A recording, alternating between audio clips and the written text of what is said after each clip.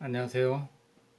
어, 제가 요즘에 관심을 가지고 생각을 많이 하고 공부를 하는 이런 분야가 만남입니다.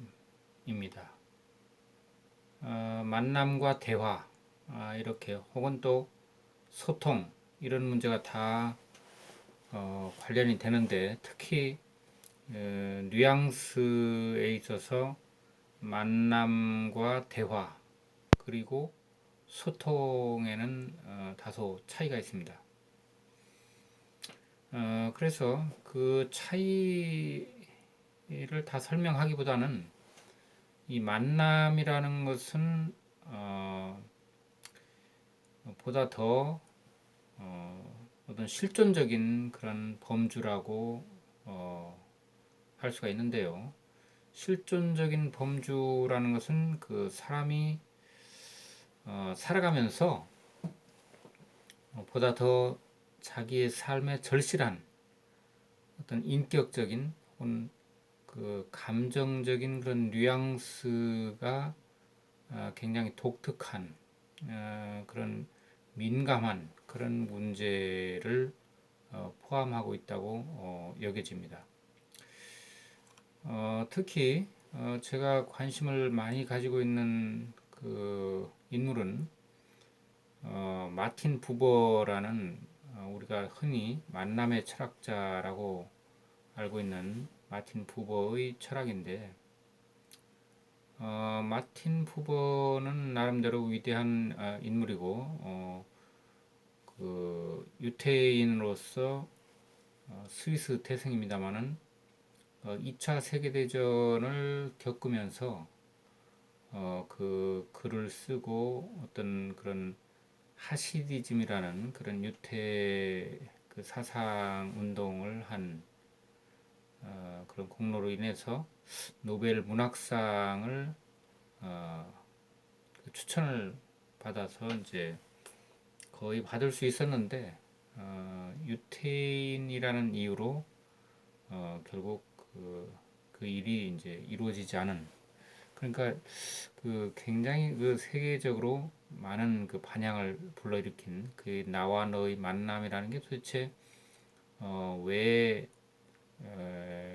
그 시대에 그렇게 그 절실했는가 하는 것을 우리가 이제 이 노벨상 취하 사건을 통해서도 이제 알 수가 있는데 어떻든 이 마틴 부버라는 인물에 대한 관심도 지대하지만 제 스스로가 살아가면서 점점 더 절실하게 생각이 되는 그런 문제가 바로 이 만남이었다. 저는 그렇게 이제 생각을 하고 이 만남에 대해서 많은 관심을 가지게 되었습니다.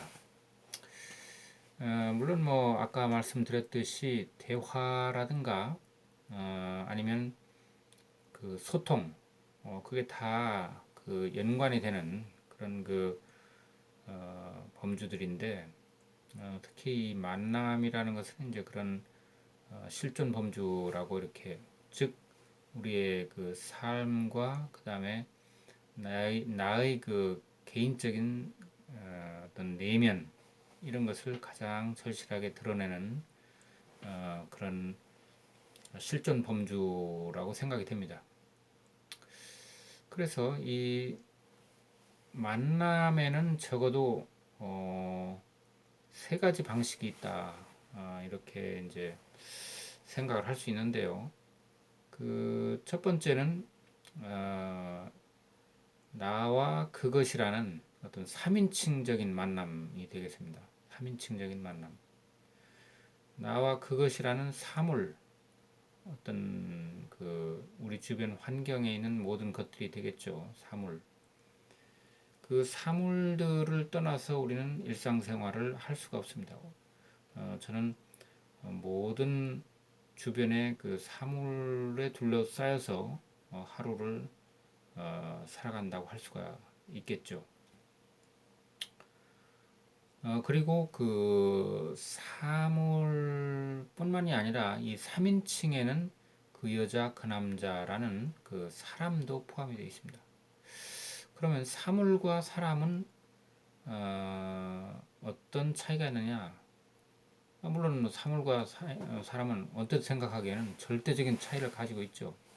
그러나 이 만남이라는 사건의 관점에서 보면은 사물이나 그 여자 그 남자는 동일한 범주에 속한다는 것입니다. 왜 그러냐면은 3인칭이 아니라 3인칭 말고는 1인칭 나, 그리고 2인칭 너, 이런 범주가 있고요. 그 다음에 3인칭이라는 그런 색다른 범주가 있는 거죠. 그래서 이 3인칭은 사물의 범주다, 이렇게 우리가 정리할 수가 있는데, 따라서 이 그 여자 그 남자라는 나하고 직접 대면하지 않는, 대면한다 하더라도 내 관심에서 비껴나 있는 그런 사람을 3인칭 그 여자 그 남자라고 합니다. 일단 거기까지 그 사물과의 관계에 있어서 이제 그렇게 정리를 할 수가 있고요. 그러면 지금 얘기하고자 하는 그 관점은 나와 너의 만남이라는 건데, 이 부버가 얘기하고자 하는 것이 이제 바로 나와 너의 만남이겠죠. 그러면은 그 나와 너라는 것은 하나의 그 사물과의 만남이 아니라 인격적인 만남이 됩니다. 그리고 더 중요한 것은 근대 철학, 근대 세계관의 어떤 출발점이라고 할 수 있는 데카르트에 있어서 그 코기토, 나는 생각한다, 그러므로 나는 존재한다 라는 이 명제, 코기토 명제에 있어서 부동의 핵심 위치를 차지하고 있는 것은 나라는 겁니다. 그런데 이 부버의 만남에 있어서는 그런 그 부동의 출발점, 부동의 핵심으로서의 나는 부정되고, 나는 먼저 모든 세상의 모든 것에 먼저 앞서서 존재하는 그런 우월한 존재가 아니라 너와의 관계에 있어서, 즉 상대방, 내가 만나는 가장 절실한 긴밀한 관계의 상대방인 너는 나를 너라고 부릅니다. 그 너가 나를 너로 부를 때, 그때 비로소 나는 이 세계에 탄생하는 것이다, 이렇게 이제 표현을 하고 있어요. 그러면은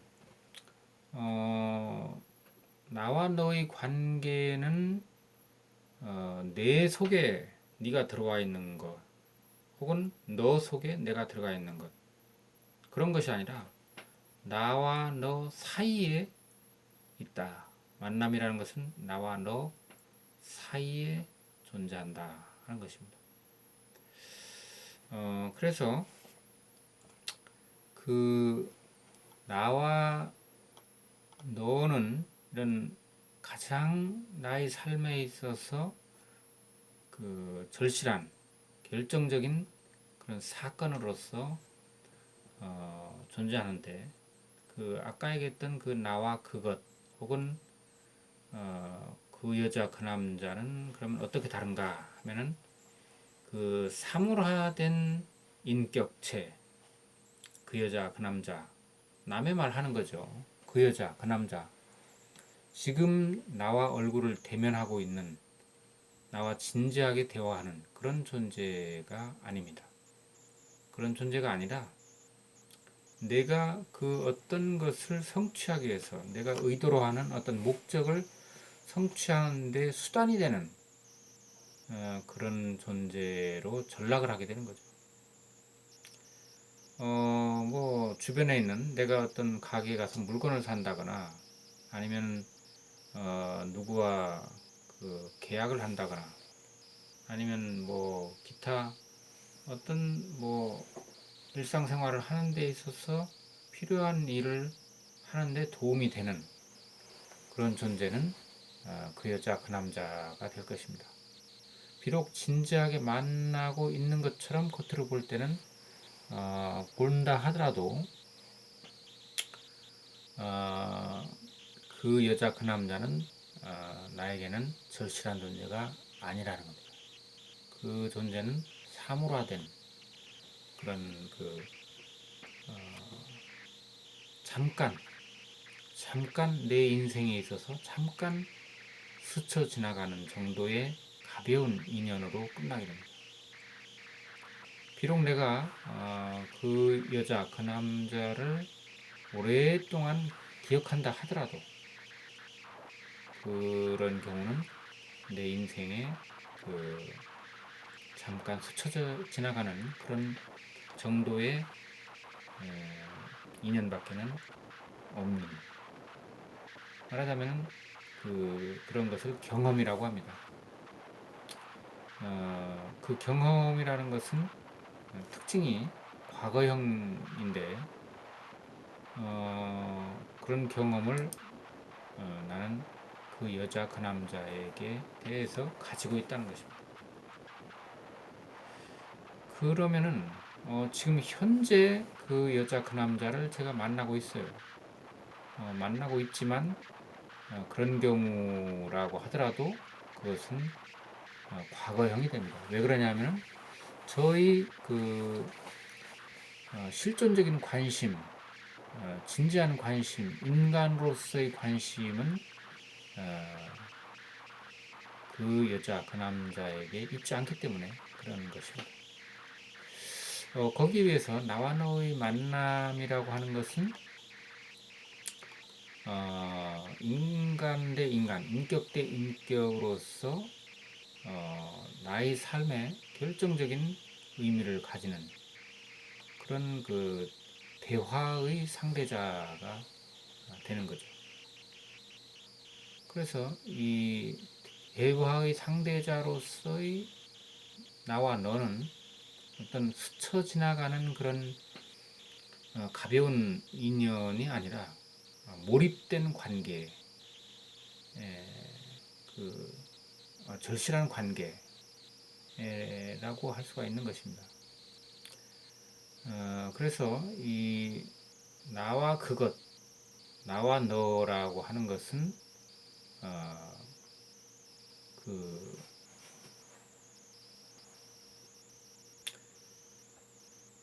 근원어라고 이제 표현을 해요. 근원어, 그룬트보르트라고 해서 근원적인 말이다. 이렇게 이제 말을 하는데 이 나와 너의 뿌리는 어디 있느냐 하면은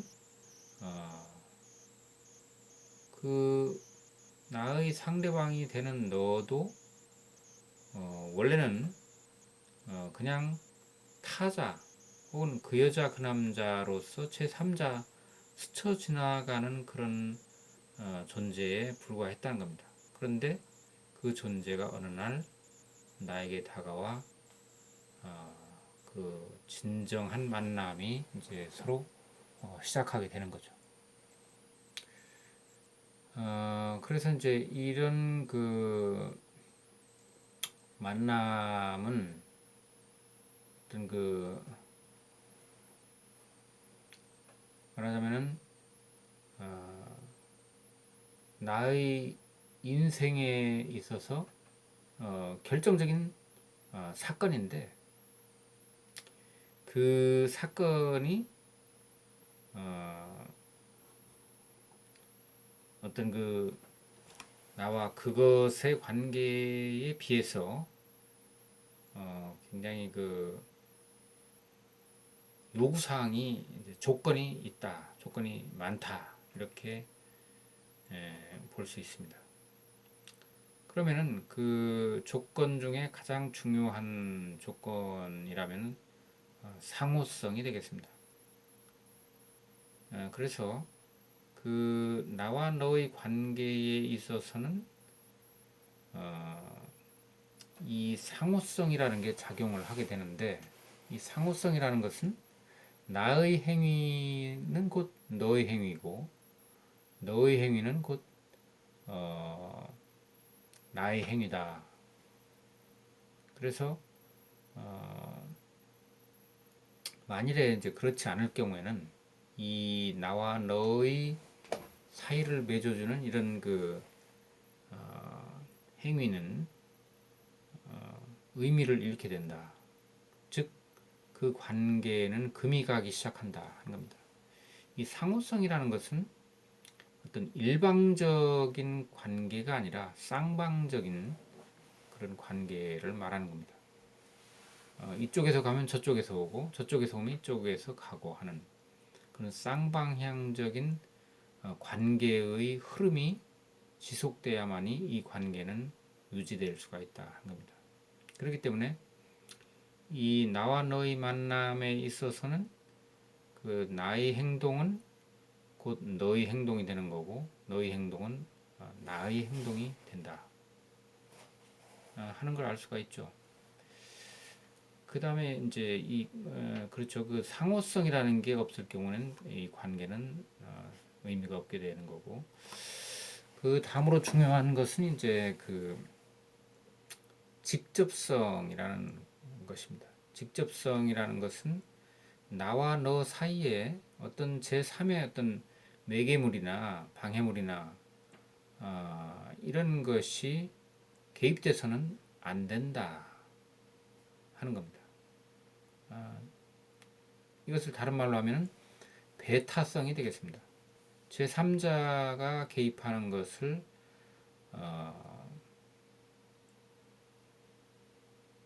그 용인하지 않는 이런 관계가 되겠습니다.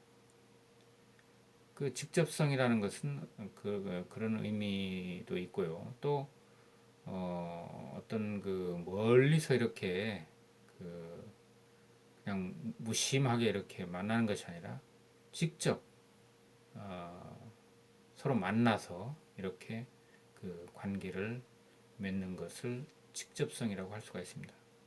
뭐 편지를 주고받는다거나 뭐 이런 것도 물론 필요하겠지만 되도록이면 이렇게 같은 자리에서 만나서 이 두 사람의 만남이 이제 이루어져야 된다 하는 뜻도 있고요. 아까 말한 그 제3자의 개입을 용인하지 않는 이런 것도 그런 의미도 되겠습니다. 그리고 이제 그 다음으로는 현재성이라는 게 있어요. 현재성이라는 것은 뭐 지금 만나야 된다 하는 그런 1차적인 뜻도 있지만 그 숨은 의미는 지금 이어지고 있는 이 관계가 지속돼야 된다 하는 것입니다. 지금 현재 계속해서 현재가 있어야 된다. 아까 말한 나와 그것의 관계는 현재성이 없습니다. 그렇기 때문에 과거라고 그러죠. 과거. 아무리 현재 만나고 있어도 그 나와 그 남자 그 여자 사물과의 관계는 과거성이라고 그랬습니다. 나의 직접적인 관심, 나의 인간적인 관심을 떠나 있는 거죠. 절실하지가 않습니다. 그 물질로서는 어떤 수단으로서는 절실할진 몰라도 내 인생을 걸 만큼 그렇게 절실한 관계는 아니라는 거죠. 거기에 비해서 이제 이 나와 너의 만남에 있어서의 현재성이라는 것은 내 전 인격을 걸고 내 인생을 걸고 만나는 지속되는 지금 현재도 지속되는 내가 비록 물리적으로 만나지는 않는다 하더라도 이 만남은 지속되고 있다는 것입니다. 그런 의미에서 현재성이라고 했다는 거죠. 그 다음에 또 중요한 조건은 강렬성이라는 겁니다. 강렬성. 이 관계는 그냥 신라처럼 이렇게 이어지는 있어도 되고 없어도 되고 있으면 좋고 없어도 할 수 없고 하는 그런 미약한 그런 관계가 아니라 강한 그 관계가 있어야 된다. 절실함이 있어야 된다. 이제 그런 게 없을 때는 이 나와 너의 관계는 금이 가게 되고 이제 결국은 헤어지게 되는 거죠. 헤어지지는 않는다 하더라도 그 헤어지는 것에 못지않은 그런 결과를 초래하게 되는 겁니다. 그 다음에 이제 표현 불가능성이라는 게 있어요. 표현 불가능성. 이 나와 너의 관계는 뭐라고 한 가지로 딱 잘라서 말할 수가 없는, 표현할 수가 없는 그런 미묘한 신비한 관계라는 겁니다. 특히 이것을 말로 표현하려고 했을 때 제3자에게 객관적으로 설명하려고 했을 때 이것은 불가능하다. 왜냐하면 나와 너의 인격적인 그런 일회적인 만남, 그 어느 누구와도 공유할 수 없는 그런 일회적인 그런 특성으로 인해서 이것은 객관화할 수 없는 그런 실존적인 사건이라는 그런 뜻입니다. 그런데 요새 그 우리 사회에 이 그 뭡니까 반려동물이 이제 굉장히 그 인기가 많고 또 이제 그건 다 알고 있는 사실이지만 그런 문제가 왜 갑자기 한 10년 남짓 이전에 이렇게 시작된 것 같은데요. 어떻게 해서 이런 일이 일어났는가 하는 문제와 그 다음에 이제 이 코로나 사태가 이렇게 이제 급작스럽게 이 전 세계를 이제 강타하는 와중에 N번방 사건이라는 게 이제 우리 사회에서 어떤 충격을 주고 있습니다. 그런데 이 N번방 사건에 대해서 분노를 하고 이것을 비난하고 하는 그런 것은 지금 많이 일어나고 있는 것 같아요. 그런데 우리는 이런 사건이 왜 일어나는가 하는 거기에 더 관심이 많아야 된다고 생각합니다. 이제 이런 만남의 철학이라는 관점에서 봤을 때 이 사건은 우리 사회가 이 만남이라는 것이 실종됐다. 이 만남이 실종되고 그리고는 무관심, 무관심. 이 만남의 반대는 무관심입니다. 어떤 폭력이나 뭐 이런 것도 되겠죠. 그런데 지금 N번방 사건 같은 것은 겉으로 볼 때는 폭력성이지만은 그 내면을 보면은 이 무관심과 냉소적인 그런 태도라고 할 수가 있어요. 그래서 이 만남에 대해서 가장 반대되는 만남을 좀먹는 만남을 불가능하도록 하는 가장 무서운 적은 바로 무관심이다. 사회적인 무관심, 다른 사람에 대한 무관심, 나아가서 자기 자신에 대한 무관심, 이런 무관심이 이런 사건을 일으킨 것이고 우리는 이런 사건을 겉껍데기만 이렇게 진단할 게 아니라 왜 이런 사건이 일어날 수밖에 없었던가 하는 이런 내면을 파헤쳐야 된다고 생각을 합니다. 어떻든 이 무관심이라는 것은 증오보다 더 무서운 만남의 적이다. 증오라는 것은 이 만남의 그 동전의 양면과 같은 것입니다. 그 만남이라는 것은 그냥 사람과 사람이 얼굴을 맞대고 만나는 이걸 말하는 게 아니죠. 만남을 그 정신적으로 표현한다면 사랑입니다. 사랑. 뭐 남녀 간의 사랑만 사랑이 아니죠. 남녀 간의 사랑, 그 다음에 부모 자식 간의 사랑, 그 다음에 친구와의 사랑. 친구와는 이제 우정이라고 그러죠. 그래서 키케로의 뭐 우정론이라는 것도 있고요. 누굽니까? 그다음에 그 몽테뉴의 그 수상록의 그 우정에 대해서도 이제 나와 있는데, 어떻든 이 사랑에 대한 적은, 사랑을 깨뜨리는 것은 증오가 아니라 무관심이라는 겁니다. 왜냐하면 사랑은 증오로 바뀔 수 있어요. 그 즉 다른 말로 하면 증오라는 것은 사랑에서 나온 거죠. 어떤 무관심에서 나온 게 아닙니다. 그 증오는 다시 또 사랑으로 바뀔 수 있다는 겁니다. 그렇지만 무관심이라는 것은 사랑으로 바뀌기 힘듭니다. 냉소적이고 무관심하고 폭력적이고 이런 것이 바로 무관심에서 나왔다 하기 때문에 우리 사회를 꽉 숨이 막히도록 짓누르고 있는 것은 증오, 폭력 이런 것이 아니라 무관심이다 하는 것을 저는 강조하고 싶습니다. 그런데 이제 이 아까도 잠깐 얘기했지만 이 부모의 나와 너의 그 만남, 여기서 이제 그 키케로가 말하는 우정이라는 것도 어느 정도 이제 관련이 있습니다.